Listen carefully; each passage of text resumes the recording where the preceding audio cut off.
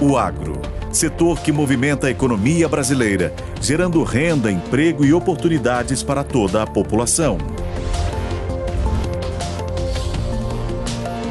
Hora H do Agro, com Kellen Severo. Após adiamento, o governo fará o anúncio do Plano Safra 2024-2025 nesta semana. A comentarista de agro, a Kellen Severo, tem mais detalhes sobre esse assunto. Acompanhe. Não é nada demais atrasar o anúncio do Plano Safra, como disse o ministro da Agricultura? De fato, não é um prejuízo, uma questão extremamente de vida ou morte nesse caso, tá? As propostas já chegam nos bancos, né, de forma antecipada, estão lá esperando, né, aguardando todo esse processo da liberação, né, das taxas, das subvenções, né, que precisam passar antes, a gente tem que lembrar, por uma reunião do Conselho Monetário Nacional, antes de ser instruído para todo o sistema financeiro. A questão gera realmente essa expectativa, se ele realmente atrasar demais, é um problema, porque você começa aí a comprometer todo o fluxo de insumos, de compras que você precisa para a próxima. Aí essa ansiedade, né, que mostra aí realmente um compromisso aí de fazer com que a nossa produção se sustente da forma como a gente sempre deseja. Qual é o horizonte de taxa de juros que você está enxergando para esse plano do dia 3? Esse é o ponto, exatamente, Kellen, que eu não vejo espaço para mexer muito na taxa de juros esperada aí para a agricultura, dos médios produtores e os demais, né? Justamente por isso, eu lembro muito bem no Plano Safra 2022-2023, né? A gente estava naquele momento de aceleração muito forte da taxa Selic.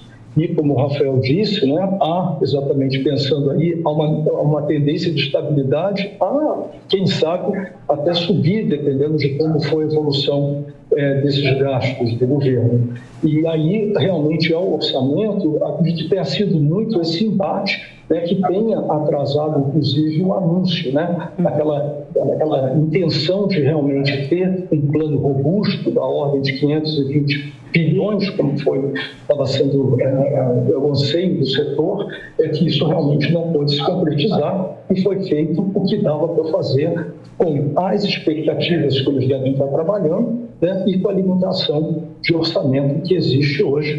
Rafael, você dizia para a gente que o problema não é de priorização, é um problema de orçamento.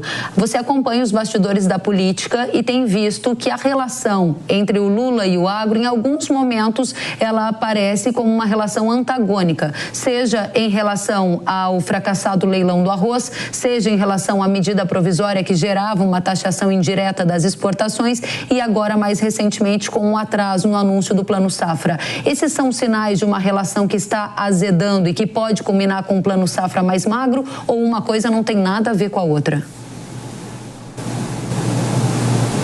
Não é que não tem nada a ver, acho que naturalmente tem sempre uma questão política envolvendo onde você vai gastar o recurso escasso ou de quem você vai tributar numa agenda, por exemplo, de recuperação fiscal. Então, de alguma maneira, essas questões estão colocadas. Aqui eu só não acho que é o objetivo do governo olhar para o Plano Safra pensando em 2000, nessa transição 24-25, e olhar e vamos dizer, olha, nós vamos querer passar o facão no plano porque a gente não enxerga a importância que o plano tem. Acho que o governo é bem consciente da importância, né? O agro é um setor bastante organizado, é um setor responsável, grosso modo, né? Vou exagerar um pouco aqui na tinta, só para reforçar a argumentação, é quem gera superávit da balança comercial, né? Fundamentalmente. E isso contribui para várias questões econômicas que o governo é bem consciente.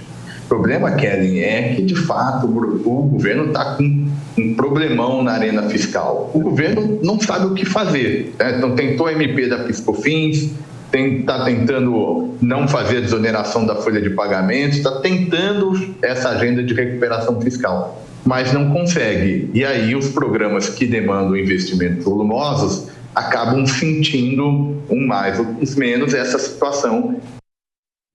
A análise completa você acompanha no programa Hora H do Agro no YouTube da Jovem Pan News.